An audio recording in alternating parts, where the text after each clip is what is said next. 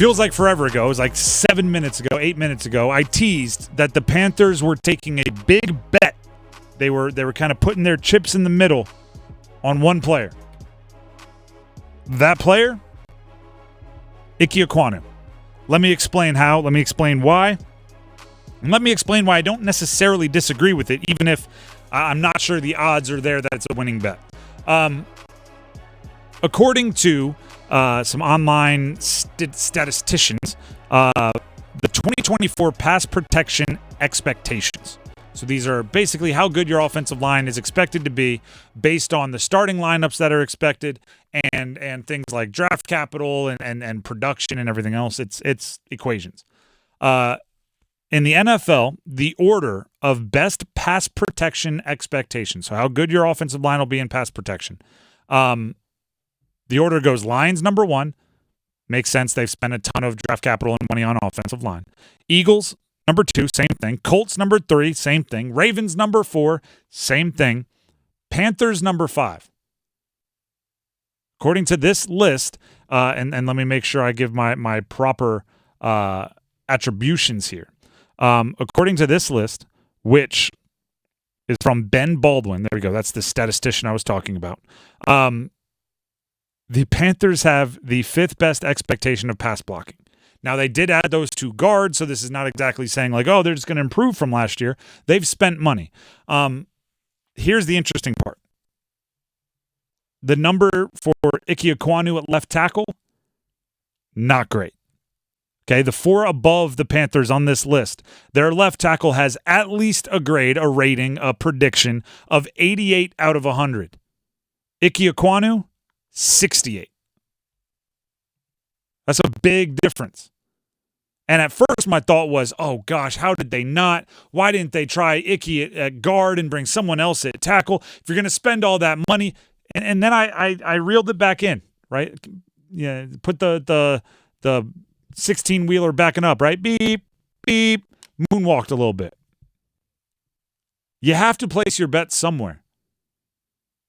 Right? If you're the Panthers, if you're Dan Morgan, you have to place your bets somewhere. You can't put a sure thing at every position. If you could, you would. If you could put a sure thing, if you could spend $100 million on every position in your starting offense, you would. But you can't. That's not how it works. That's not how life works. That's not how football works. That's not how the NFL works. So you have to pick and choose your spots and place your bets. The Panthers are betting on Icky getting better. And if they are right, watch the heck out. If they are right, suddenly what was a point of stress last year beyond all belief, right? The offensive line, the Bryce doesn't have any protection. The running backs don't have any holes. But behind it, like the stress that came with that, there would actually be a strength. But that's if they're right. If they're wrong, I'm not sure if it really matters how great your offensive line is if your left tackle, your blindside protector, is a turnstile. So this is a high-stakes bet, but you had to make one somewhere. Now, this is why I don't think it's the best odds bet. I watched the team last year. I didn't see it for Icky. Meaning, there was a lot left to be desired from Ikem Ekwonu as a left tackle in pass protection. I think he was a pretty good road grader in run blocking, but in pass protection, he was confused.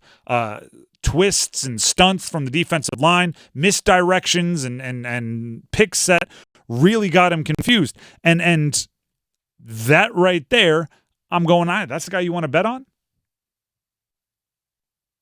But they are the ones putting their necks on the line, which means they must have a plan.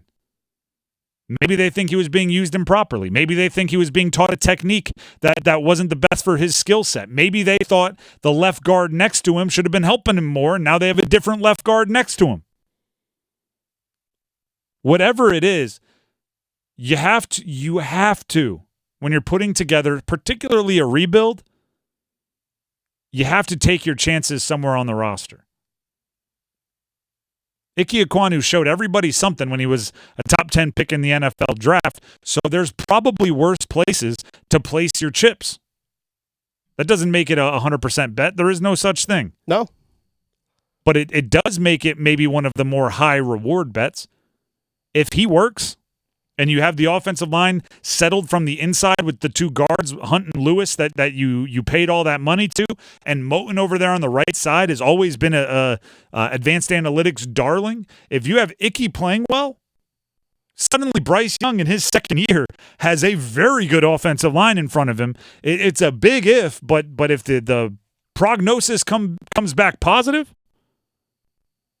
you might be in business. Yeah. That's like coach of the year style stuff where you take the worst team the year before and they look so much better. And in actuality, it's like you made one bet and it paid off. And this will be I know he had James Campen, the same offensive line coach for his first 2 seasons, but it's a new offensive system again because the year before that, when he was drafted, there was Matt Rule and there was Ben McAdoo was the offensive coordinator. Then last year was Reich and Thomas Brown and the whole jumble mess of what it was. Maybe he just it is a bit like Doctor Who-ish, where it's like who was the doctor at that point in time? There's 9 million of them. Which James Bond are we talking here? But nonetheless, maybe it's just the right coaching staff can pull the right things out of them. It might just be as simple as that. Joe Gilbert is the offensive line coach, and Kalii Kekuiwa, I'm not sure how to pronounce that one, is the assistant offensive line coach. Sure, so guys. They've got a couple different guys working with them, but obviously all within the offense built by Dave Canales. But if it works, not only does it make Bryce better, but it makes the running game a whole lot better if this all works out too, which in also turns help Bryce Young. It's just one thing feeds off the other, whether it's positive or negative. For as good as it could be, I think the floor is almost as low as the ceiling. But you got, like I keep saying, you got to place your bet somewhere. There's 0% chance they were going to come back where I was like, wow, they solved every problem with a very, very high percentage solution, right? It's like they had 9 first-round picks and $900 million to spend in free agency, so they just solved them all with just very, very good and talented players. There's going to be a couple projects that you're betting are going to play better than in the past, whether that's off the scrap heap in free agency, whether it's starting a 5th-round pick out of the draft, or whether it's starting someone like Icky who struggled last year. Either way, somebody's going to have to play well above expectations if you want to get much better from where you were a season ago.